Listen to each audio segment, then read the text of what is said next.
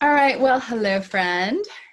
Hey. Thank you so much for being willing to talk to me and with, my platform today.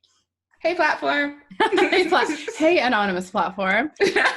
So why don't you introduce yourself and what you do and what you're studying and all that? Sure. So I am Alicia T. Crosby. Mm-hmm. Those who know me better call me Alicia. And I am a lot of things. Officially, I am a justice educator and yeah. equity consultant. Mm-hmm. Unofficially, I'm a professional question asker. And so that comes forward in a lot of different ways. So Mm-hmm. sometimes I ask these questions professionally in nonprofits and in educational settings and religious settings, and helping people think through the ways in which systems work and the ways that those systems either harm or hurt people. Mm-hmm. Yeah, harm and hurt are the same thing. Healing is the word that I was going for that I had missed. Another H. um, but yeah, I mean, that aside, I mean, that's kind of like the scope of my work, and we can go a lot of places if I get into like the weeds on what exactly I do. yeah. Because sometimes that's facilitation, sometimes it's leading workshops, sometimes it's Mm-hmm. giving speeches or preaching sermons, or just doing like one-on-one consulting with people who are trying to figure out how to live in the world a little bit more equitably. Do you ever do consulting with churches that are wanting to enter this conversation around race and feel like they don't know how to do that? Oh yeah, Okay. absolutely. I mean, it's not even just about race. I mean, it's about Yeah. identity, period. I mean, I think that that's like my sweet spot. So like, yes, Yeah. I do talk about race, but I talk about identity from a variety of facets. Mm-hmm. Sometimes my work makes space for more religious minorities, like folks, Mm-hmm. who fall outside the scope of Christianity within the US. Mm-hmm. Sometimes that means I'm helping people cultivate and imagine space for sexual and gender minorities. It really just Mm-hmm. depends on like what the partners that I'm working with, like who all they're trying to like be more mindful and caring of. Like that's really Mm-hmm. what leads my work. So in addition to all that, I'm also a seminarian because just Mm-hmm. in my own practice, I was like, hey, here are some patterns that I've noticed that are happening like within US Christianity. I Yeah. wonder what the history of that is. Perhaps I should go study that more. And I Yeah. could have done that on my own, like, using the Googles and what have you. But it was meaningful for me to be able to just like not only just sit with the resources and track the histories over the millennia, but also to do some writing specifically around religious violence and trauma. Mm-hmm. And so I came back to school for the second time. This is my second master's, and this will be in a master's of theological study from Mm-hmm. Duke. So I'm at I Duke love it. Divinity School right now. Yeah. No biggie. Just as one does. So I just filling in the blanks. You're a smarty. You're a smarty. You're one of the smartest people I know. You really are. And you're so well versed on a variety of topics, but just, you're such a voice on intersectionality, and you've taught me just a ton from knowing you.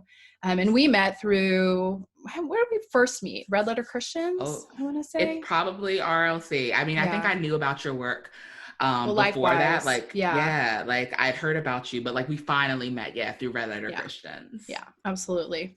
Well, okay. So I'm going to start with something that you mentioned, which is that, you're noticing that sometimes the church is perpetuating some systemic issues. Talk about that a little bit more.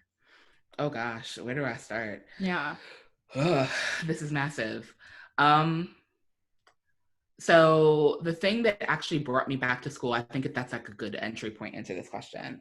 The thing that brought me back to school is I noticed yeah, there was some systemic harm, right? So Mm-hmm. looking at racism, looking at, the exclusion of LGBTQ persons Mm-hmm. from not just religious spaces, but also public spaces, I started Mm-hmm. like kind of tracking this phenomena where people with really, really deeply held religious beliefs Mm-hmm. were acting on those beliefs in a way that like really like messed up the other people's lives, right? Yeah. So when we're talking about bathroom bills, right, like in North Carolina, Mm-hmm. Mm-hmm. which has been brought before the Supreme Court, like we're not just talking about like some obscure thing. We're talking about people believing something really deeply and it Mm-hmm. having like it complicating someone's biological function, Right. right? Right. Like not you can't, allowing a trans person to use a bathroom. you can't pee. Like what is happening? Right. And so like I started questioning like what the heck is going on with people Mm-hmm. where what they believe,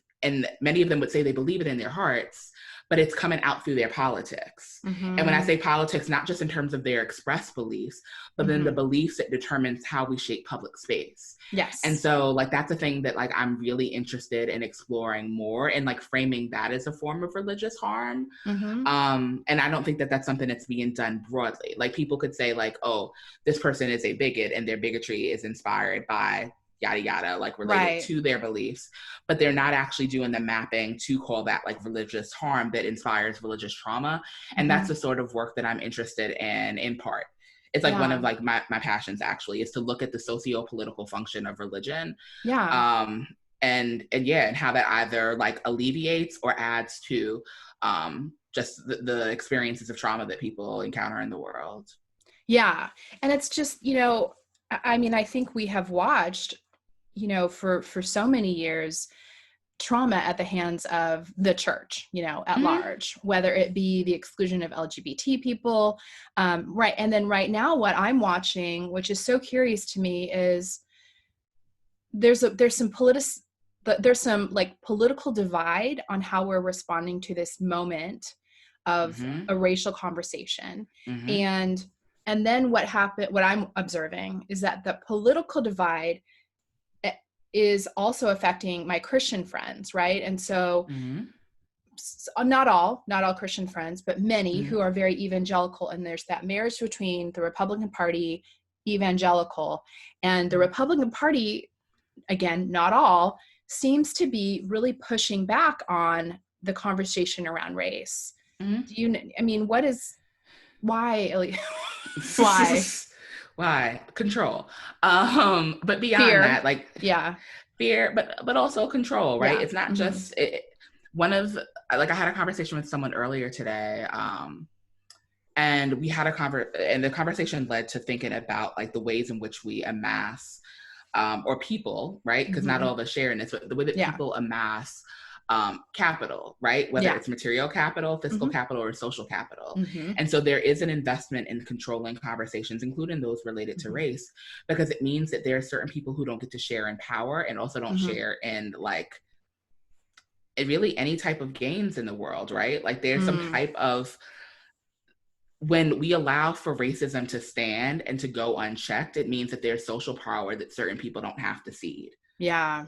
And so, you know, we've seen, you know, over the course of like the last, like, you know, several decades, an advancement in conversations like around like equality. And then it's kind of shifted the tone into equity, which is great. But while these conversations were happening, there were other people who believe, many of whom are connected to the present manifestations of the Republican Party, which we should probably note, like had a little bit of a Tea Party takeover a few years ago.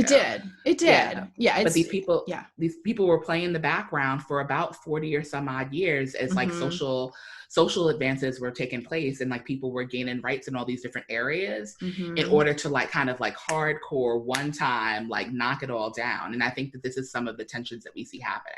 Is that people who've kind of like, okay, like let you get your little gains here and there, but ultimately, you know, we're really gonna like push to consolidate our power and then very quickly do things that undermine the law as it relates to you. And so some of that is related to, you know, what's happening in protest arenas.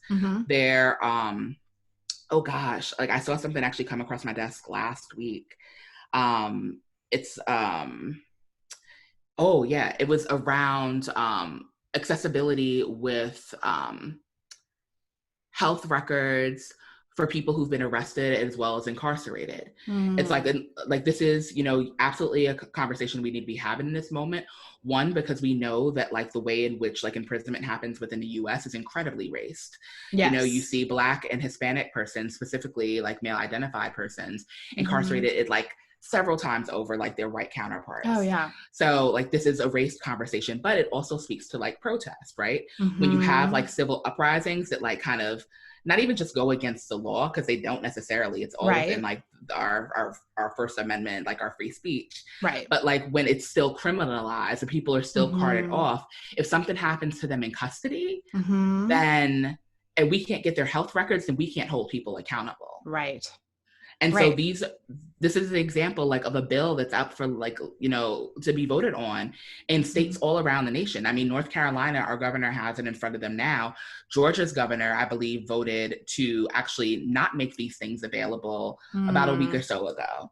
And so to close those records. And so yeah, like as we're talking about this moment, like we have to look at the interconnectedness of things. Yes. Because yeah. the reason that there are uprisings, the reason there are protests, which are still ongoing, by the way, they didn't stop. Oh, no, they have not stopped. And they shouldn't stop because, Nope.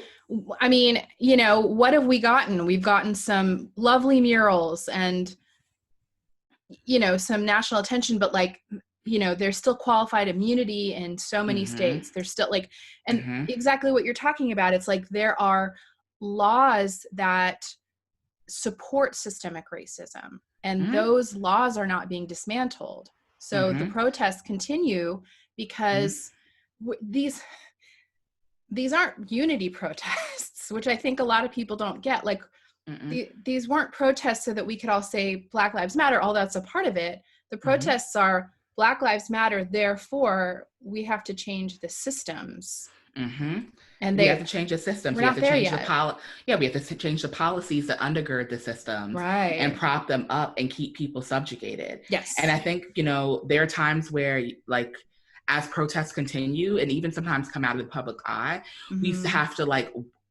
work to put our eyes back on like the issues of the people. And I think today is like kind of a good day to look at that.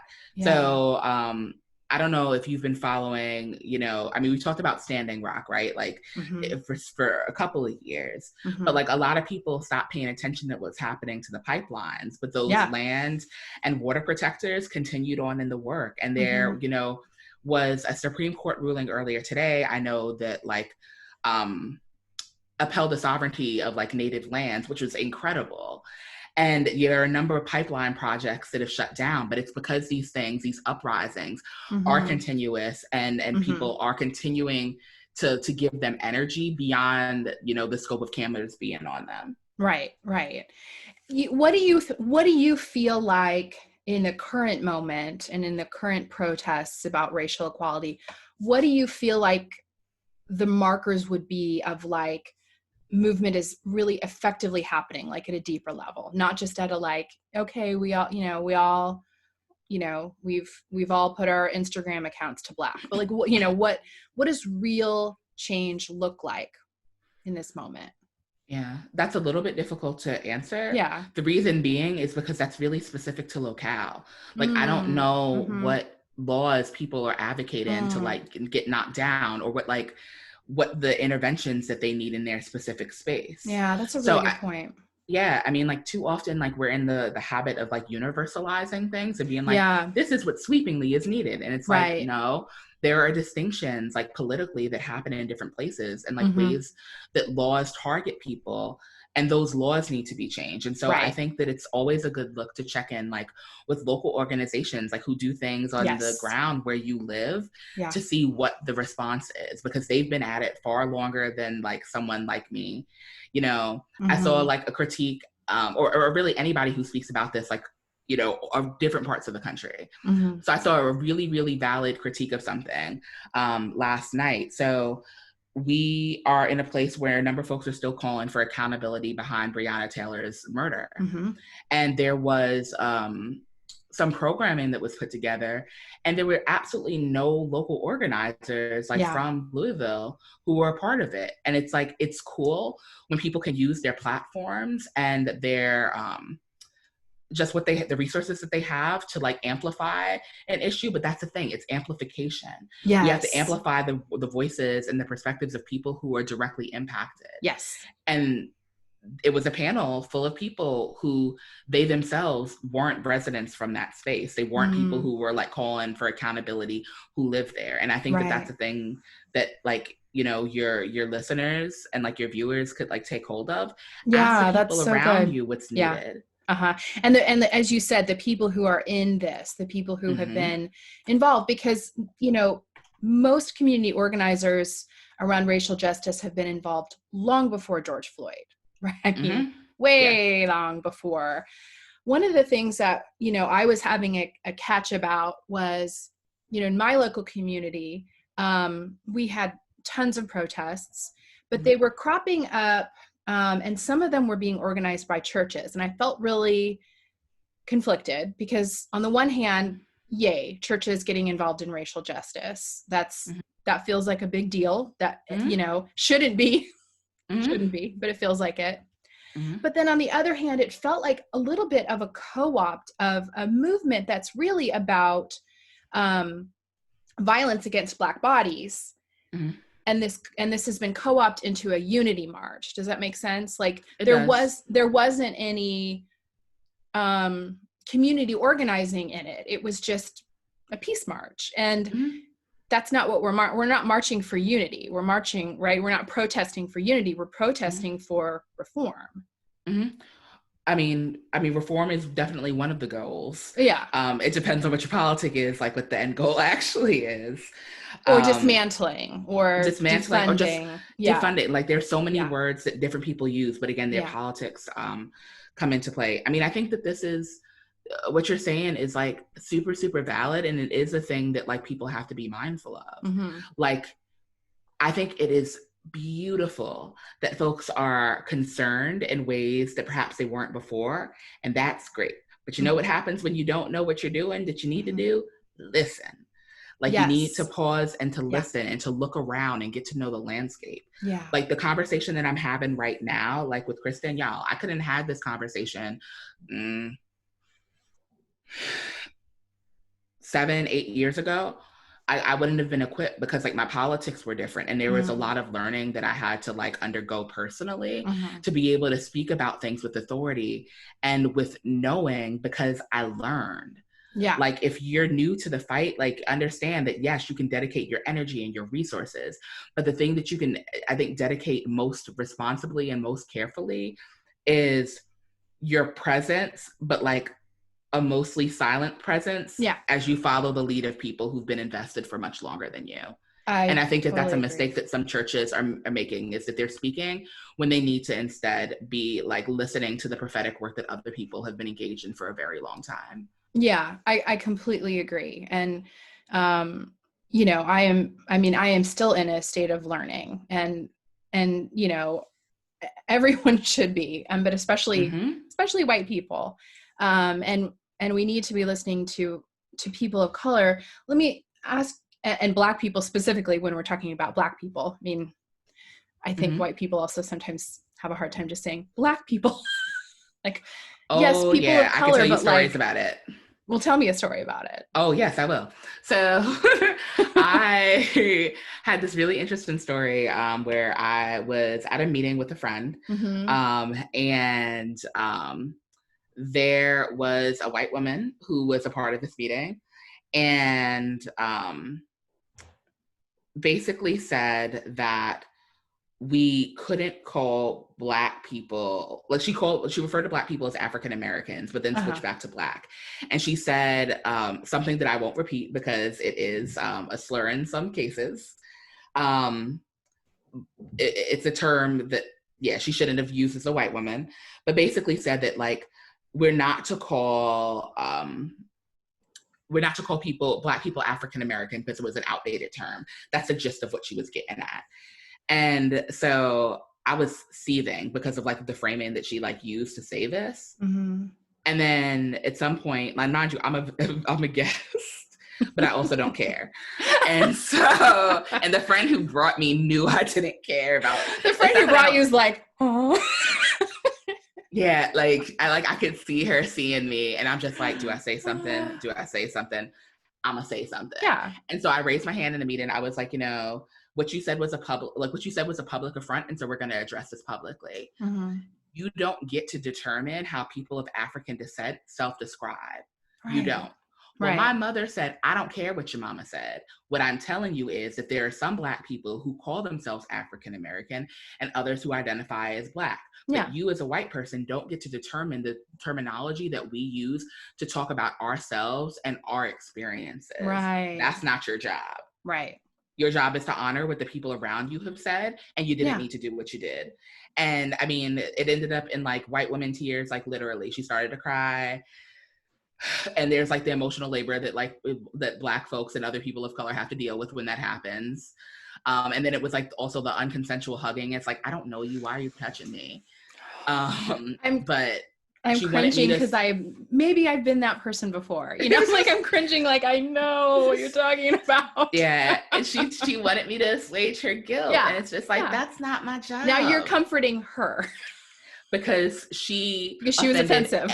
Offended every Black woman, Black woman, but every Black person who was in that room. Yeah. She completely offended. Actually, you know what? I will tell you what she said. She said that the term African American is an Uncle Tom term. Oh, and that's why we shouldn't use it. And that has it's very charged, period. Oh yeah. But like what made me angry and made me speak up is there were so many elders in the room. I'm like, I'm gonna be damned if you like it's bad enough you said it, but like they're not walking out the room with that being unaddressed. And so like I did what I do in places and I spoke up and we dealt with it in the meeting and then afterwards continued on because she needed to understand like these are words that are never to come out of your mouth again. Right. And if no one else in your world will tell you, you've met someone who will. Yeah. And that should just be taken as fact and it shouldn't involve, I mean, let's talk a bit about this emotional labor, if you don't mind.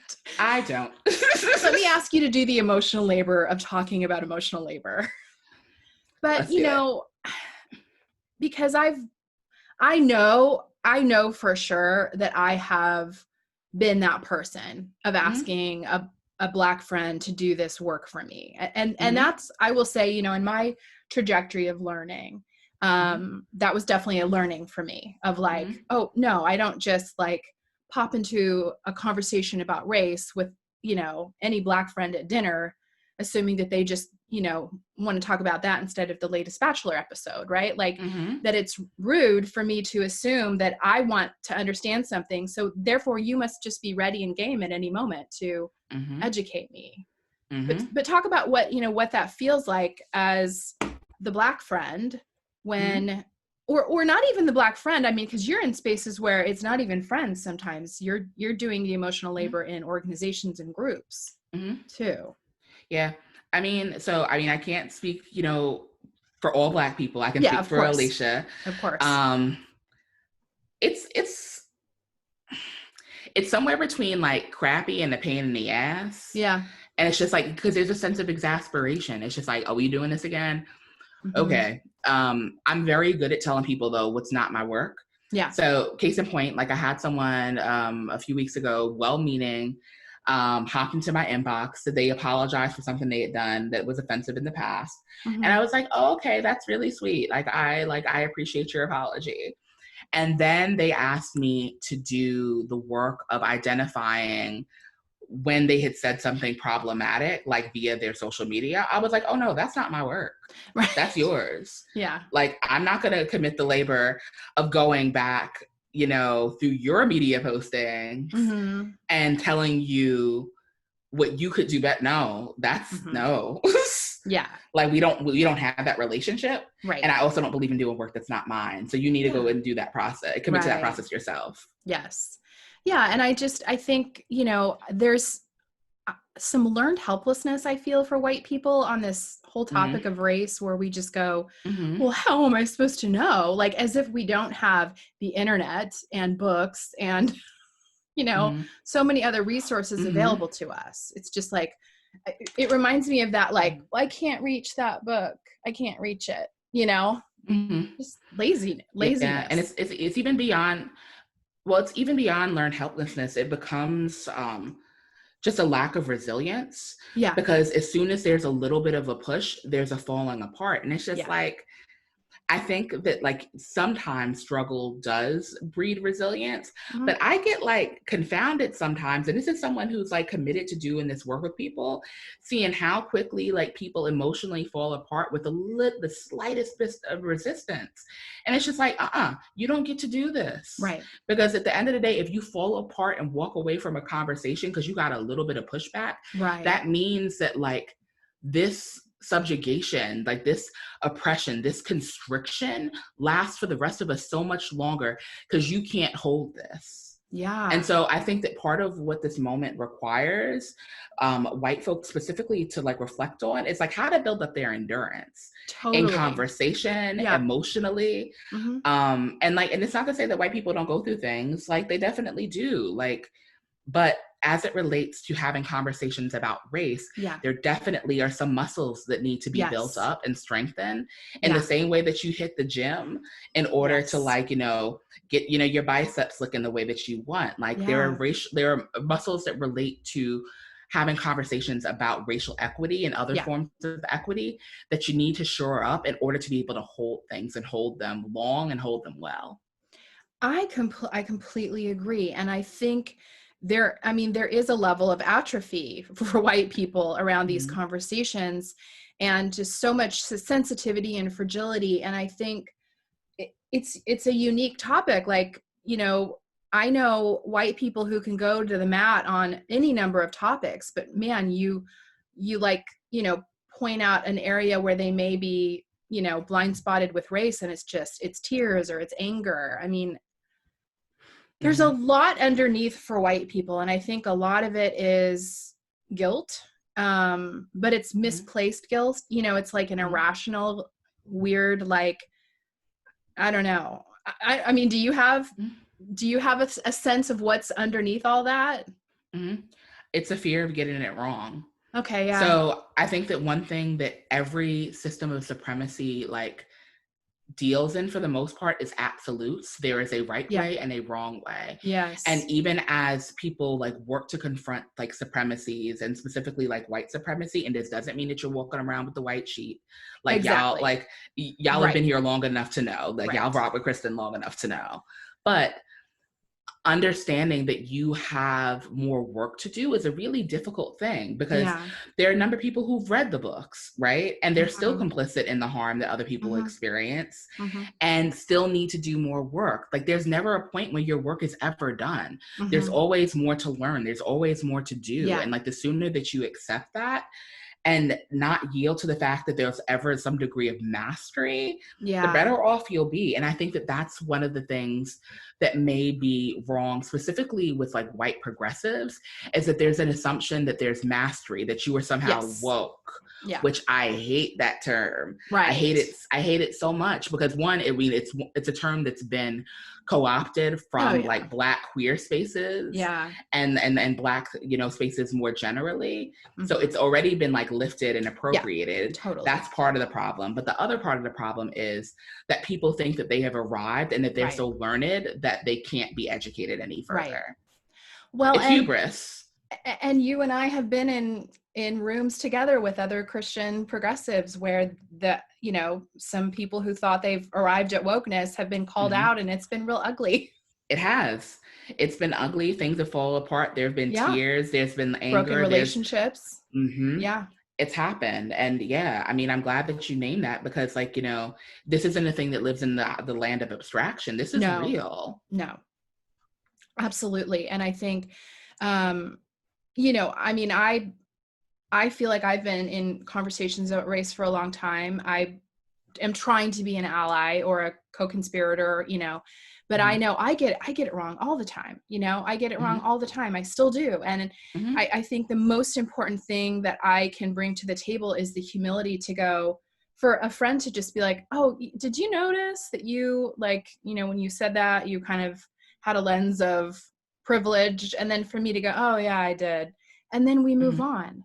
And I don't Mhm. have to make that Black friend comfort my guilt, or I don't need to make that Black friend be like, okay, but I'm not racist though, right? Mhm. I And just take it and move it's not that on. you don't, yeah, and it's not like you don't have feels. Like everybody has Yeah. feelings when they get things wrong, but it's like where do you Yeah. take those feelings? Yeah. It's inappropriate. Yeah. It's inappropriate to take these feelings to people with whom you don't have relationship, period. Yes. So I don't care if this, and I think one of the things that we do need to confront is that sometimes like white people in particular call people their friends who they just met one time. Yes. That's very true. Yeah. That's the thing. It's like we met once and like had half a cup of Starbucks and now I'm your bestie. Right. Like you are now aware of me. You don't know me, but like it's inappropriate to ever take things to people with whom you don't have intimacy. Like that's just not a good look unless you're paying them and it's their job where they will receive compensation for it. That's a different thing. That's a consult. Well, let's talk about that too, because consult is available to all white people too. Like if you don't have that friend to talk to, or you really feel like you need more to learn, pay someone to teach you. Like, yeah, pay a Black person to teach you. Yeah, I mean, there are racial justice organizations like who will come to your church. Yeah. And not just organization, but also like educators, right? Because some of us do this like solo. We've migrated out of the world of nonprofits for like whatever our reasons are. But yeah, like people will like have these conversations with you and your community, whether that be a church community, nonprofit, your business, etc. This is like literally how people pay their bills because they know that they have a skill set and frameworks that they work with that they could give you as you do this work of process. That's also an option instead of you relying on the intimate labor of the people around you to walk you through things. But also, there's a way that you can deal with certain things within the realm of like white affinity, like white affinity spaces around racial justice. So like one of the most like awesome organizations that like exists when they have it right is Surge, showing up for racial justice. Like, so before coming to Duke, I was living in Chicago and the Surge Chicago chapter was awesome. Like, you know, whenever there, you know, was some type of like challenge or there was work happening around racial equity in different parts of the city, those folks for Surge were there. And then there were specifically times where white folks talk with other white folks about what they were struggling with. And it's not only appropriate, it's necessary for this work in the long haul. We can't talk inclusion and not understand that people like have things that they have to work out or just even need to be able to let their hair down and get it wrong with people who look like them and have the same experiences that they've had in the world.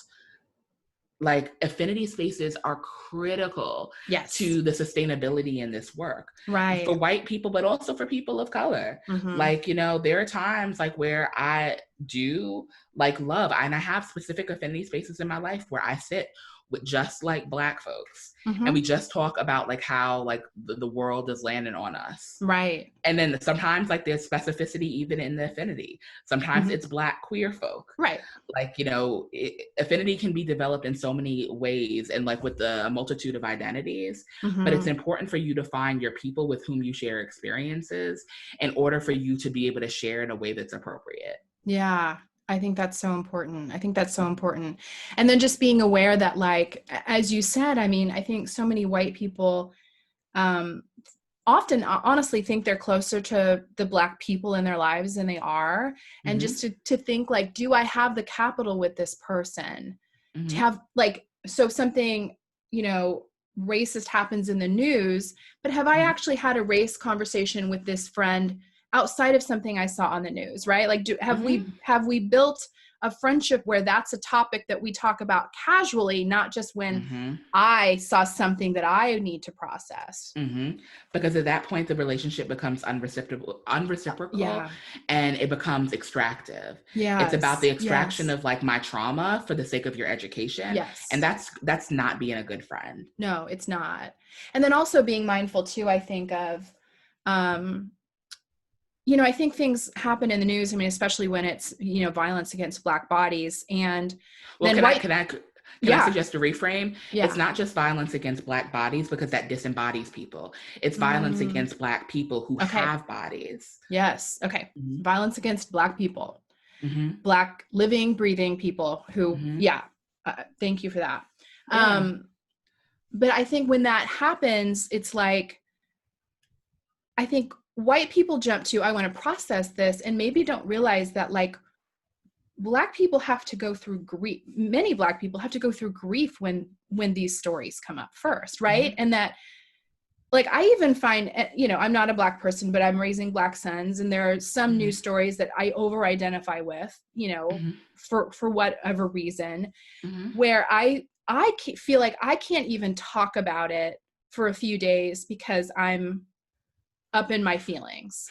And I'm not Black, but you know, I just feel like that's a sensitivity that white people need to have too, that like Black people need a moment to grieve. Like, this is personal. This is threatening. This is, it's, you know, I don't know. It's even more than threatening. I mean, I think about like what this moment has been. It's been like freaking terrorizing. It's Like terrorizing. there are like levels of sustained anxiety that so many of us have had. And so like, yes, absolutely grieving's a thing, but also like it'd be nice to have a reprieve from anxiety because like, you know, I mean, I've had moments like, you know, living where I live in like in an enclosed neighborhood. But when I hear an emergency vehicle like going through my complex with its lights off, I've had panic attacks because Breonna Taylor got killed in her sleep. In her sleep. Like, yeah, there's nothing that we can do where we're able to escape the violence and the arbitrary violence that this world, specifically like people who have, you know, access to weapons in this country. We can't, and I can't even say the police here because Ahmaud Arbery got killed by people who wanted to police him. They weren't actually cops. Right. But like, there's nowhere we can't go where we aren't potential victims for arbitrary violence. And no activity that you can't, you know, it's not like we can't be asleep. We can't go to the store. We can't go for a run. We can't do any of this without that fear. I mean, you can push past the fear, but it doesn't mean that it doesn't exist. And that's exhausting. Yeah. Yeah. It's terrifying. It's terrifying. And I think, you know, I think that for so many white people, this is sort of all theoretical, and maybe we're missing that empathy of just that fear too, of like, this isn't just a fight for like other people. Like for Black people, this is a fight for my safety. Yeah, I mean, like I've said it like to my dad a few times. So my dad actually lives outside of the country, which I'm grateful for. Like, he is a big Black man. Like, he is a heavy set dude. Like, he's someone who physically has a similar stature to an Eric Garner. Yeah. And I don't have to worry about that fate befalling him where he lives because the threats aren't there for him. Yeah. But here in the States, that's a different story. Yeah. You know, I don't think that sometimes white people understand the things that we have to do to appear to be less threatening as we just go about living our regular lives. Yeah. As this COVID crisis, you know, has continued to develop, I got some masks for like different members of my family, and for, you know, male identifying or masculine of center people in my family, I made a very deliberate choice to get light colored masks in order for people to not be like, oh, well, they were like threatening in a Black mask. It's like, no, you're going to get this kente cloth, this bright print, this thing that like you can identify as being like a mask for the sake of their protection, like against this pandemic. Yeah. Like, I'm sure that that's not a part of the consciousness of anybody who's either made a mask, given a mask. No. Or for very few people, it's not what they were thinking about if they weren't in deep solidarity with Black folks in their world. I mean, that was a moment of a blind spot for me. When it first happened, I just go on Amazon, buy a couple cloth masks, buy, you know, a 6-pack of Black masks, and I hand them to my boys and they put them on, and I'm like, okay, like, I know how this is going to be perceived. This sucks. So then, like, I have them wear surgical masks, so it looks more health related, right? And that sucks. That's so stupid that I have to do that, but I have to do that. Because as you said, it's like it's making sure. And then, you know, what I also hate about that is it's that balance between safety and not wanting to tell them that they have to perform or change or morph. But you also understand the realities. I mean, we've talked about this a little bit before, and I know you talked about this, like, you know, also with like people who like read your work and follow it in other ways, is the adultification of like Black kids. Like, you know, your kids have, like, I've watched them over the years. They've shot up like, you know, they're huge. Really, they're tall. Yeah, they're adult sized. Yeah. And, you know, where that's not threatening for a little white boy, Right. like someone's going to look at like your teenager and your preteen and be like, they're a threat. They do. Yeah. Yeah. For sure. And so like, this is a consciousness that you as a white mom of Black children have to like have, that like a lot of people, it's just like, never crosses their mind. And you had that moment of reckoning, which is cool. But like, what's sad is like, there are other parents of Black kids, like white parents of Black kids, who aren't making those connections and then wondering why things go wrong with in their kids' worlds. I know. Which, you know, I really hope that, you know, the conversations that are happening now are at least waking up any white parents of Black kids who have not been on that page yet.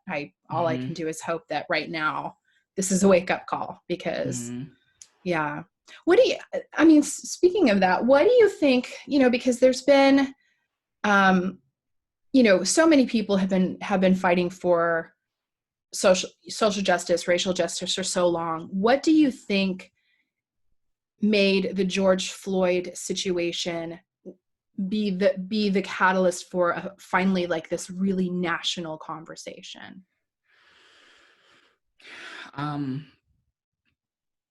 I can't say with surety, but I think we're in a place of heightened anxiety because of this global pandemic. Yeah. And I mean, one of the things that I had noted in a post when Mr. Floyd was killed was that there is a particular cruelty about restricting the breath of someone in the midst of a pandemic that causes respiratory crisis. Like, it is a particular type of evil. Right. And I wonder if there's something just like socially, like emotionally, spiritually, that's like, so it was so deeply felt around his death. I mean, we also were hearing about a series of deaths, like it was like one after the other after the other. Because Ahmaud was a few weeks prior. And we found out about Breonna's death around the same time. Yeah. But it was like, I think it was the fact that this was caught on tape, that like these other deaths had like happened like in very close proximity. And you cut off the air of someone in the middle of a respiratory crisis pandemic that affected everyone on the face of the globe. Yeah. Like, I think it was just a particular, like a particularly acute evil that could not be looked past. Yeah, I think you're right. It did feel evil. It did. And it also felt deliberate. You know, the length of time, it didn't feel like it was a flash decision, which is still wrong, but it was deliberate. There were people there begging for, you know, begging for his life. And you know, it just really felt intentional and avoidable. And that was something that could be even felt in just looking at like text, right? Like when people were writing articles. So I've not seen the video. I have no intention of seeing the video. Yeah. I don't think that like, it's horrible. I don't think that Black people need to be in the business of like continuously witnessing Black death. Yes. But that being said, as I looked at journalists accounting for what happened, like I felt the cruelty and the brutality of what happened in his murder. And I mean, the articles moved me to tears, and the stills that I couldn't avoid, even in the pictures, like that were attached to these articles, like had me weeping. So I can only imagine that what happened when people, you know, were viewing this. And I think that this is also where we're seeing, you know, some of those political divides that might like exist otherwise, because of how sharp this evil was. Like folks of all like political persuasion are just like, this is wrong. Yes. Like these things are like, it's wrong when people kill folks, but like this is really, really wrong. Like they felt that in their guts. Yeah. There was none of the usual, well, if he just would have. I mean, and there's a little bit of that still out there. Yeah. You've got people who are fool enough to say it. Yeah. But, you know, I think by and large though, that's why I think I read a story the other day that said like, this is perhaps the largest collective uprising maybe in the history of this country. Like that shows that people feel like something different about this moment. And I honestly have like some hope. It's like tentative hope, but it's hope nonetheless. Yeah. That like, oh, people are serious. I mean, when you've got like, you know, Minneapolis, like really like dismantling their entire police department after the city was on fire. And other people considering doing the same, like it was up for a vote. These things haven't been up for votes before. No. But like the public pressure, like this is where people got to believe in people power. Yes. It's because folks took to the streets and said, we're not going home in the middle of this pandemic. Yeah. Yeah, absolutely. There's nothing like people power. There isn't. And I agree with you. I do feel some hope. I mean, you've been where I live. It's incredibly privileged, and it's actually majority minority, but we don't have a lot of Black people. And there's a lot of wealthy white people. And I was really shocked at the people that showed up for our protests. Like, shocked, just at the numbers, but then also just the demographic. I mean, there, it crossed political lines. It was people that I would not have expected. And so I do feel hopeful but at the same time, I feel concerned that it's like, we had this moment and people feel like they got to stand up and say, we're all equal. And I just feel like it continually needs to be said, like, we haven't changed a lot of the laws that protect police violence. And I think that this is where it's important for people to look at sustainability of like what happens in these moments. That way, like they shift into like the larger conversation around movement. So like one of the projects that's actually come out of this time that I'm like really, really excited about, it's being led by two of my friends, Abby Norman and Megan Westra.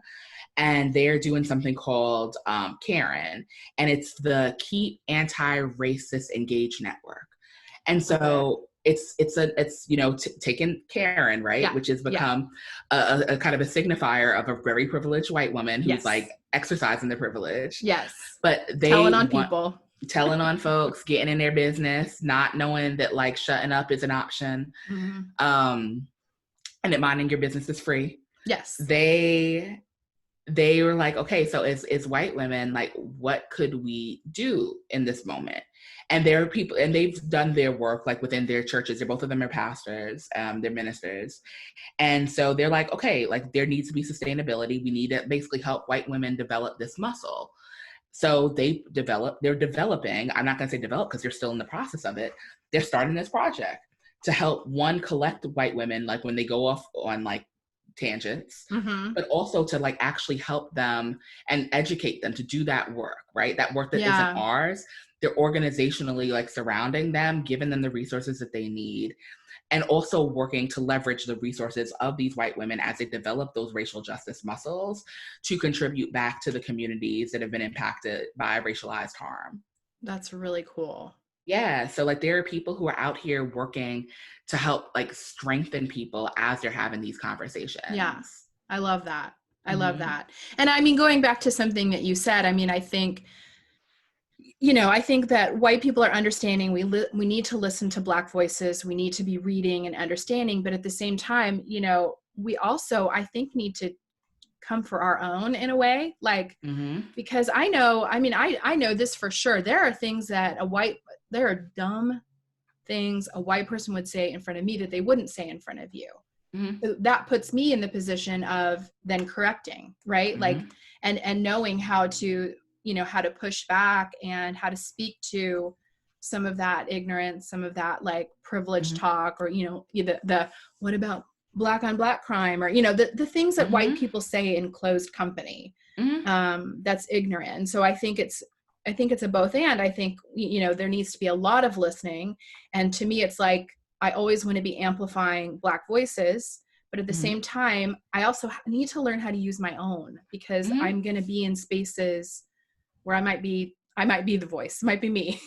Yeah. And I think that like you raise like a really important point, and it's like it's a conversational thread I've actually had with a lot of white folks, specifically white women, over the last couple of years. They're like, okay, so we've been told to listen. Yeah. But when do we talk? Yeah. And like you just named it, like you talk when you're in spaces, like You talk when it's to the benefit of the amplification of the voice of another. Yeah. You talk when in spaces in which you have influence and help redirect like some of these like, you know, ignorant postures and ideas that people have. Like you can exercise your voice, but it's about understanding that your voice doesn't have to be at center. Like your idea doesn't have to be like the most pushed idea in the room, especially when you're with people who have been historically marginalized and maligned. Yes, absolutely. And that's, you know, that has been a big learning for me too, is, you know, it doesn't need to be my voice. And if it's in a scenario where a Black voice can be amplified, then I need to recede. But if I'm in a situation where that's not possible, then I need to speak up. Yeah. I mean, and I think part of the work also is like finding avenues like where you realize that you aren't like the best person to talk about whatever, right? And this is like for those who have like platforms, is doing just kind of what you're doing, right? Like this is pass the mic. What does it mean for you to pass the mic and to like extend opportunities to people who would not otherwise be invited? Totally. And also to like make sure that they're invited on the same terms that you would be, because like one of the things that happens a lot of times for speakers and, you know, and facilitators sometimes is that even if we get invited to the spaces in which like our white colleagues go into, people try to like screw us over and pay, or like, hey, here, come and do this for exposure. Screw your exposure. Does your exposure pay my electric bill and my rent? No. Really? Yeah. No, like compensate people and compensate them equitably. Absolutely. Yeah. And I think, you know, I hope that this sharing of the mic thing will continue because, you know, and it's just like the protests. It's like, this shouldn't be over either. Like, you know, it was great. We had a blackout Tuesday, but like this energy needs to keep moving, right? Like until there is equity, and we're a long way. We're still a long way. It's not going to happen in our lifetimes. It's not, you're right. And so for those of you who are parents, like this is like, you know, these muscles that you're working to develop now, these are the same things. Like this is a part of your legacy. Yeah. What does it mean for you to like help your kids develop those muscles, and then they help their kids? Yes. That way, even if equity is achieved in their lifetime, that way there's no regression, that it keeps on. Agreed. I completely agree. I do feel hope for our little Gen Zs. Oh yeah. The babies, they're doing it. They are. It's really funny. Like I will, you know, occasionally look at who my kids are following on Instagram, like, you know, making sure it's all on the up and up. And, you know, over the last few weeks, just watching their friends, you know, these little white Orange County kids just beating the drum for racial equality. I'm like, okay, like, oh yeah, I get like super pumped when I look at the organizing of like younger folks, but like these Gen Zers. Like I have a friend back in Chicago. She's Mexican American, and her daughters are a part of like an interracial justice coalition out in their county. I mean, and they like starting in middle school were like taking the school board to task. It's brilliant. Oh my God. Like I love watching these babies in action because they're doing it. And they're serious, and they're really, really achieving change, not just like pressing for it. They're pressing till something happens. Yeah. And I think that this is where intergenerational learning is important, because we can look at them not just for inspiration, but also to see like, you know, what methods are y'all using? Because this is effective. Yeah. Like we need to follow your leadership. It is effective. And it's funny how the young people, it's like TikTok. TikTok is like this new, like, my daughter's like everything that is served to me on TikTok is about racial justice, LGBT rights, or anti-Trump. She's like, that's all that it is. That's a large majority of the content. Yeah. I love it. Body positivity. Like, I mean, you know, it's nothing like what I was raised with in terms of media consumption. I wasn't getting none of that. Yeah, I mean, I grew up, you know, I mean, I'm going to slightly date myself, but like MySpace, like, and MySpace was big. AOL Instant Messenger was still really big. And Facebook came out when I came into college. People were just trying to like hook up on Facebook when it first happened. It's just like, you're at this college, I'm at this college. Let's be friends to see if something can happen from here. Yeah. Like, you know, I think this is also where maybe the government is trying to like outlaw TikTok, because of the efficacy in like in sharing like viral messaging around like anti-oppression. Oh like yeah. that's something that's thematic in a lot of these things. It is. I mean, also dance videos, but I mean, sure, and dancing. Yeah, And and dancing. dancing. Yeah. Um, And cooking and yeah. But it's really become a mobilization tool for a lot of people, both in the US and outside of it.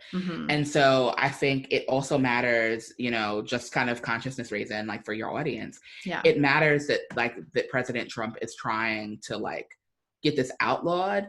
We can have a conversation about like the data sharing that happens on the app in like one breath, while also like looking at the efficacy of this app and mobilizing in another. Exactly. Yeah.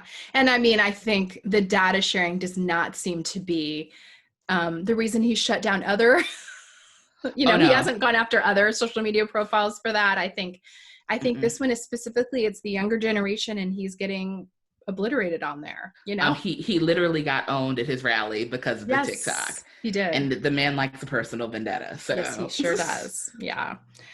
All right. Well, thank you so much for chatting with me. Where can people find you online? Lots of places. Yeah. So let's see. There's my website, aliciatcrosby.com. All of my like media platforms, so Instagram, Twitter, and Facebook can all be found with Alicia T. Crosby. And if you want to listen to my podcast, you can find me at Hope and Hard Pills. Love it. All right. Well, thank you so much. Thank you. Thanks for having me.